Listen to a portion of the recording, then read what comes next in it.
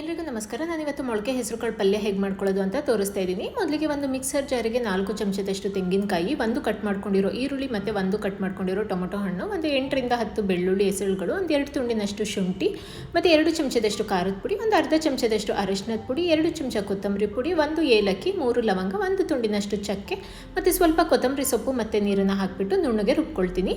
ಈಗ ಒಂದು ಕುಕ್ಕರಿಗೆ 3 ಚಮಚದಷ್ಟು ಎಣ್ಣೆ ಹಾಕ್ಕೊಳ್ತಾ ಇದ್ದೀನಿ. ಎಣ್ಣೆ ಬಿಸಿ ಆದ ನಂತರ ರುಬ್ಬಿಟ್ಕೊಂಡಿರೋ ಮಸಾಲನೆಲ್ಲ ಹಾಕ್ಕೊಂಡ್ಬಿಟ್ಟು ಉಪ್ಪನ್ನ ಹಾಕ್ಕೊಂಡು ಎಲ್ಲದನ್ನು ಒಂದ್ಸರಿ ಚೆನ್ನಾಗಿ ಮಿಕ್ಸ್ ಮಾಡಿ 2ರಿಂದ 3 ನಿಮಿಷ ಫ್ರೈ ಮಾಡ್ಕೊಳ್ತೀನಿ. ಮಸಾಲದೆಲ್ಲ ಹಸಿ ಸ್ಮೆಲ್ ಹೋದ ನಂತರ ಮೊಳಕೆ ಹೆಸರು ಕಾಳನ್ನು ಹಾಕ್ಕೊಳ್ತಾ ಇದ್ದೀನಿ.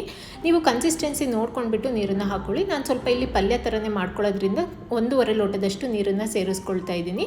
ನಿಮಗೆ ಸಾರು ಥರ ಬೇಕು ಅಂದರೆ ಇನ್ನೊಂದು ಒಂದು ಲೋಟದಷ್ಟು ನೀರನ್ನು ಜಾಸ್ತಿ ಹಾಕ್ಕೊಳ್ಬೋದು. ಇವಾಗ ಎಲ್ಲ ಮತ್ತೆ ಒಂದ್ಸರಿ ಚೆನ್ನಾಗಿ ಮಿಕ್ಸ್ ಮಾಡಿ ಕುಕ್ಕರ್ ಲಿಡ್ನ ಕ್ಲೋಸ್ ಮಾಡಿ 1 ವಿಸಲ್ ಕೂಗಿಸ್ಕೊಳ್ತೀನಿ. 1 ವಿಸಲ್ ಆದ ನಂತರ ಲಾಸ್ಟಲ್ಲಿ ಸ್ವಲ್ಪ ಕೊತ್ತಂಬರಿ ಸೊಪ್ಪನ್ನು ಹಾಕ್ಕೊಂಡ್ರೆ ಹೆಸರು ಕಾಳು ಪಲ್ಯ ರೆಡಿಯಾಗಿದೆ. Thank you.